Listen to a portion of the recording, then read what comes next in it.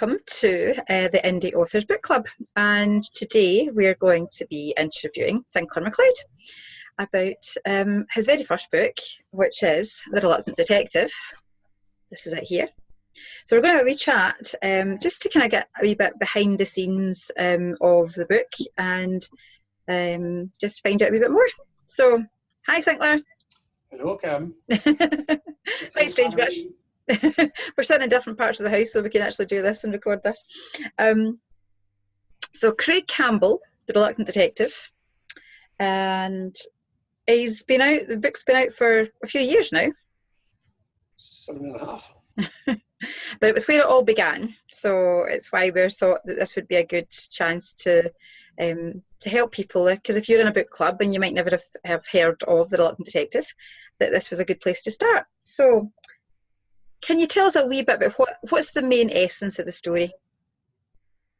The essence is that he starts off as an insurance investigator.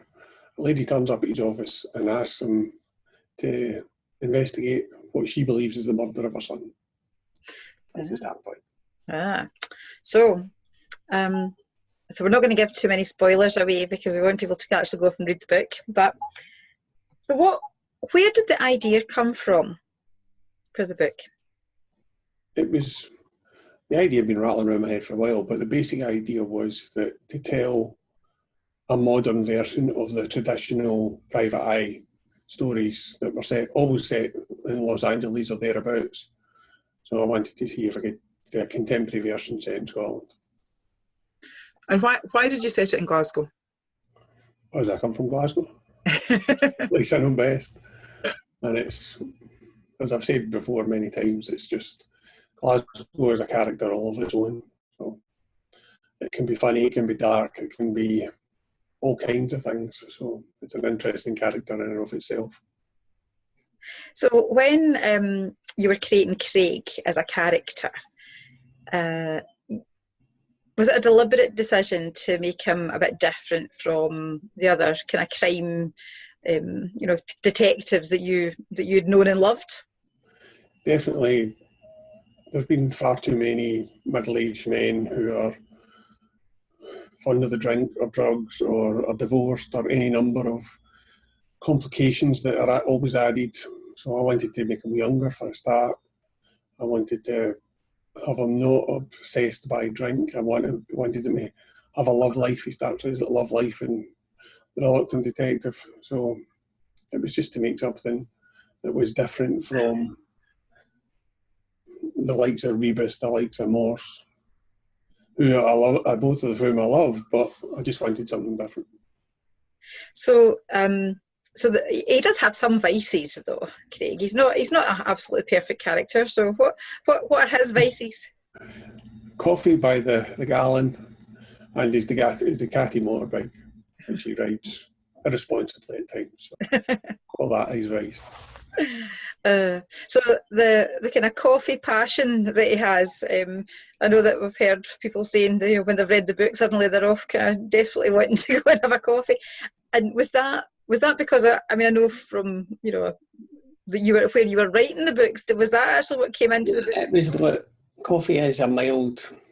It's definitely it's very addictive. So but it's at the mild end of the scale. So you had to have something. So there are other supporting characters around Craig. So who are kind of most important to him in the book? The most important is Alex Menzies, the ex-girlfriend who had a sex change between the first draft and the second draft. Because originally she was just going to be an ex-uni pal that was a detective sergeant in the police. So that was his in to try and get some information on what happens in the crimes. And somebody suggested what happens if it was an ex-girlfriend. So that obviously changes the relationship and the dynamic a wee bit and made it a wee bit more interesting. So she's important. His best pal, who's called Lee, he's of Chinese descent, but the two of them have shared a lot through the years, and he's an important part of this. He's an important part of the story, but he's almost Craig's sounding board. When Craig's wanting to talk about the case, he talks to Lee. So why did Craig decide to take the case on? I think that it's hard to do this without having spoilers, but the lady was so desperate. He didn't actually believe, hence the reluctant part. He didn't believe that he could help her.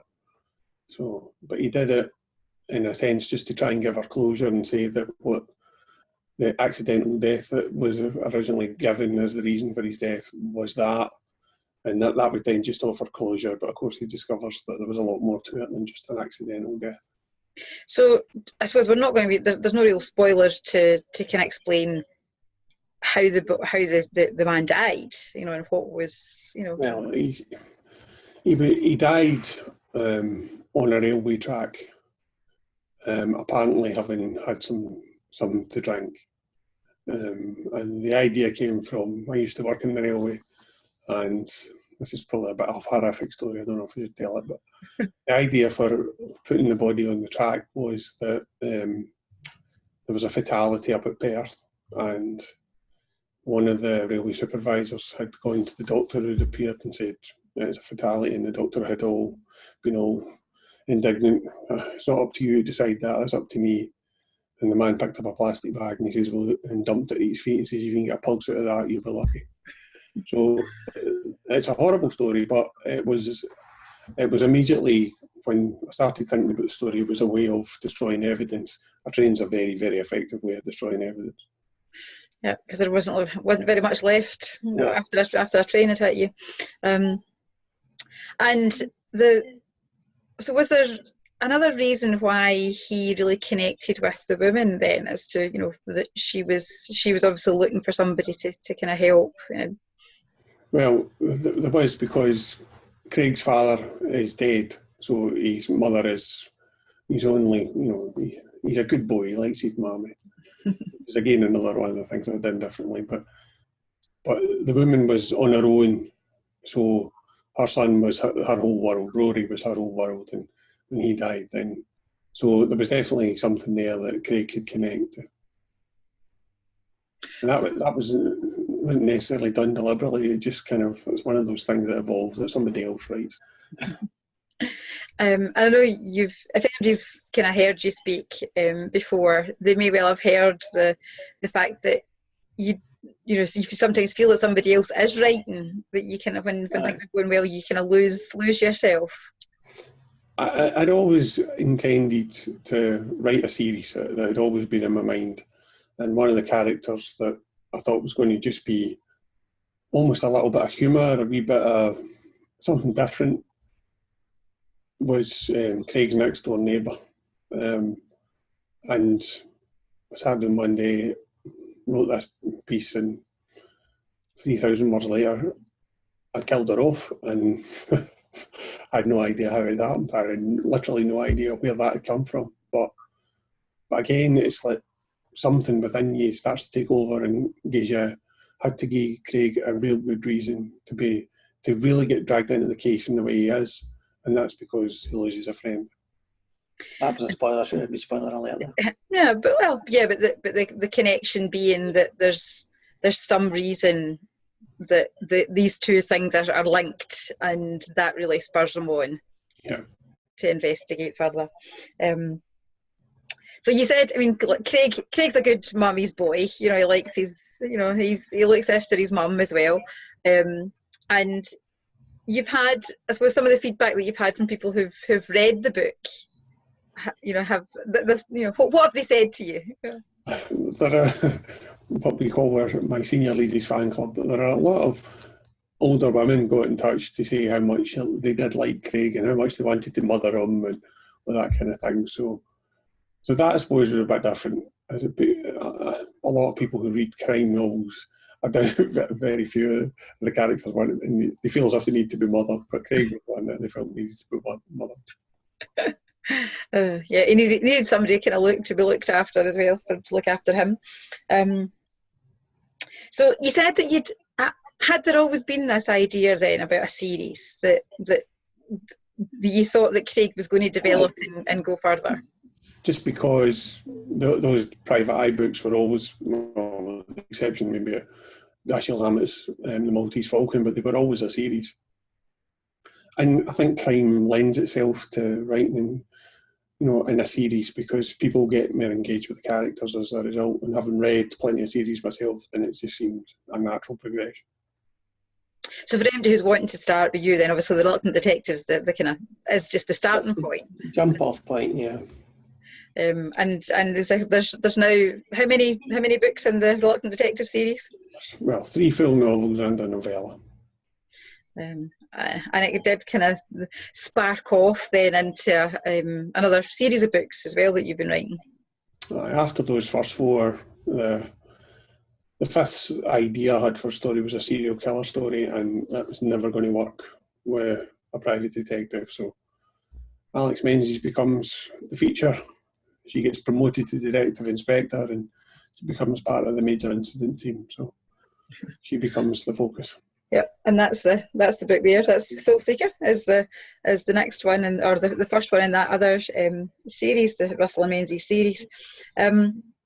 So you talk about Glasgow being a character for you, and there's a degree of humour in your books as well. That is the way you're sharing some of the characters.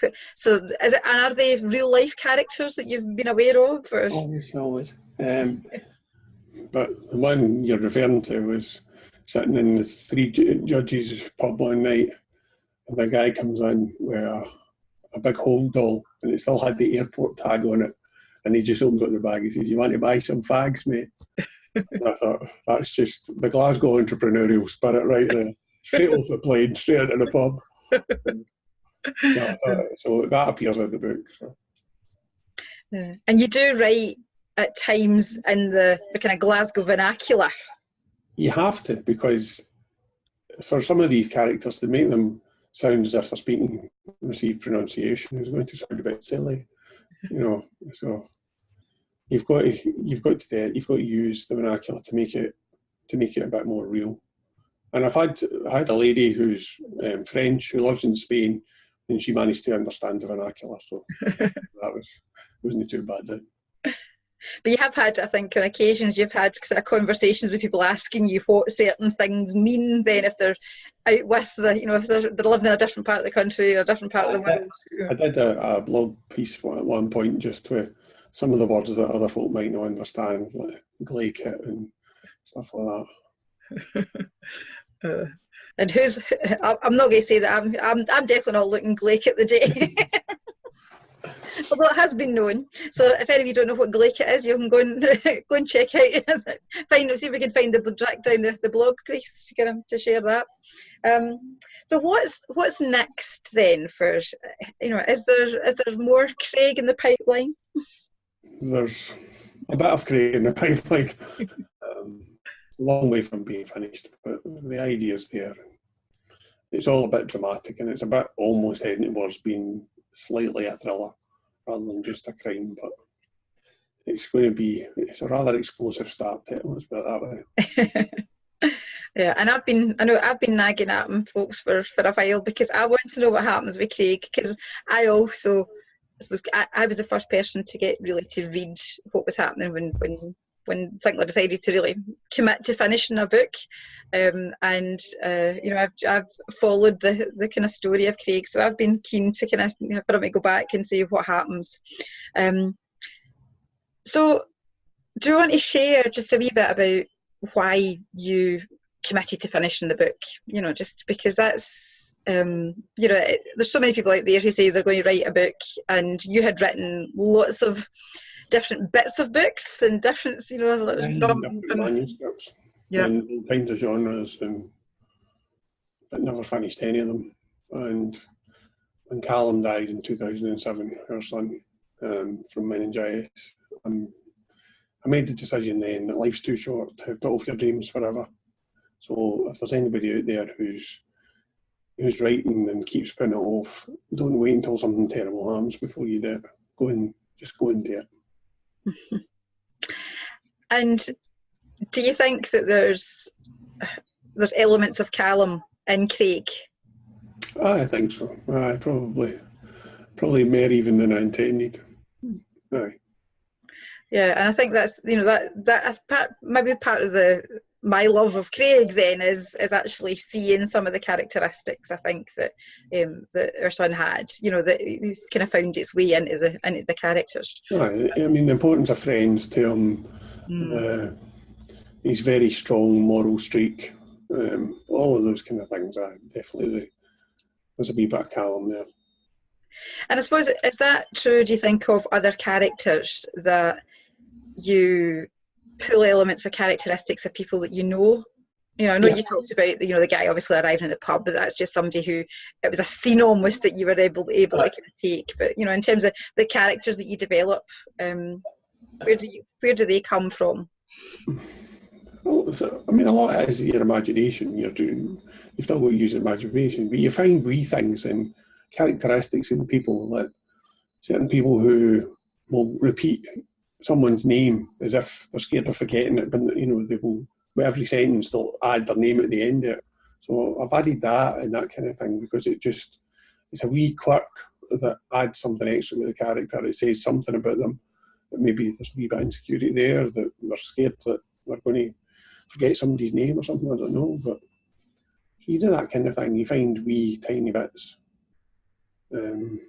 I sort of once saw a Sikh lad sitting on the underground, and he had tattoos up his arm, but they were band tattoos, and it just seemed such a strange incongruence that here he is, he's sitting in his turban, but he's got like rock bands tattooed. So he was the starting point for a character in the second book. So it's just these wee things that you notice, and I think anybody who writes, hopefully you should be able to notice stuff and use it to your advantage. Very rarely do you lift a character 100%, but you take characteristics. Mm-hmm, mm-hmm. And has anybody ever sort of said to you, was that me? Thankfully, no. No, I wouldn't be doing my job right. The one time I did, I knew that I was never going to. The character I wrote was actually 95% of the real person, but our language was toned down a lot from the real person. So so that kind of inspiration for real life, and do you think that you write? I mean, you don't write cosy crime. Certainly, The Little Detective is not really cosy in that regard. No. But is it kind of? Have you tried to be kind of fairly true to life, I suppose? Yeah, always. But the private detective is difficult because you're no dealing with something that's formalised. I mean, what Craig does, he would never get away with in real life, that's for sure. No private detective allowed to do what he does in real life. But with the Russell and Menzies series, I've done a lot of research, and although again you can't be totally true to life because no one detective will ever solve a case. It's a team of 40, 50 people, but it's really hard to write 40, 50 people. So you have to concentrate that idea of the team down into a smaller number. You need to have somebody who leads, which is Tom Russell, who's the chief detective superintendent, sorry.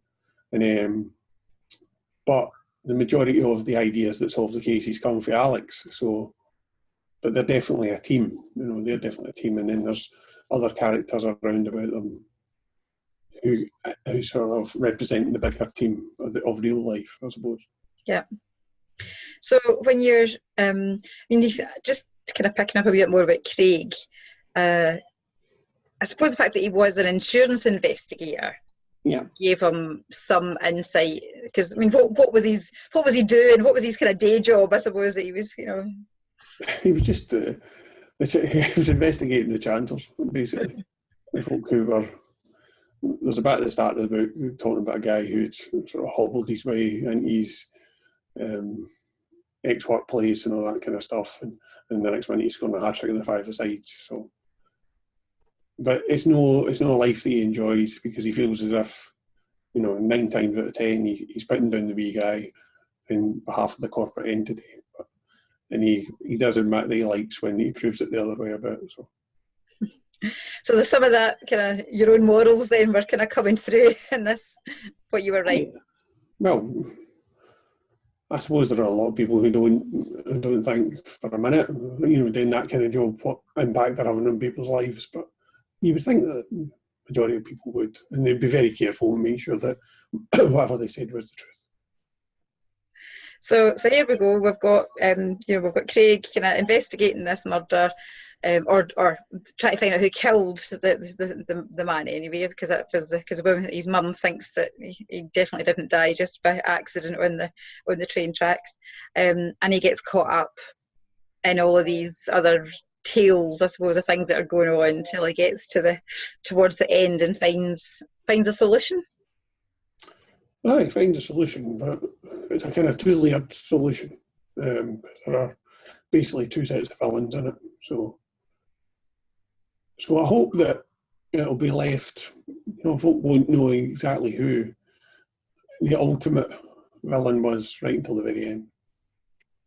And how difficult is it to write that you want to have that open-ended, that we don't know quite where things are going, and to create that kind of twist at the end? It's very difficult because you do have to leave breadcrumbs as well, and you've got to make sure those breadcrumbs aren't too big that it goes, it's definitely them.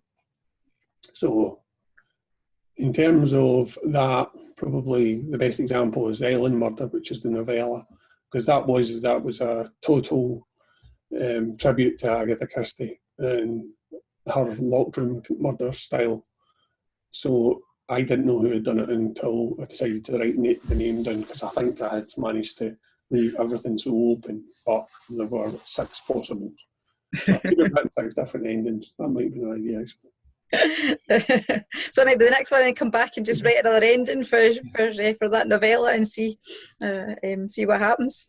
No, you just get a random version, so you don't have nothing to the guy next in Botox. That could be quite an interesting idea, actually. Which version of the book have you got? Got to collect all 6. Have people arguing about who actually committed the crime at the end? No, it wasn't him, it was her. I think that's probably enough just to hopefully whet people's appetite about kind of coming and connecting through with The Reluctant Detective.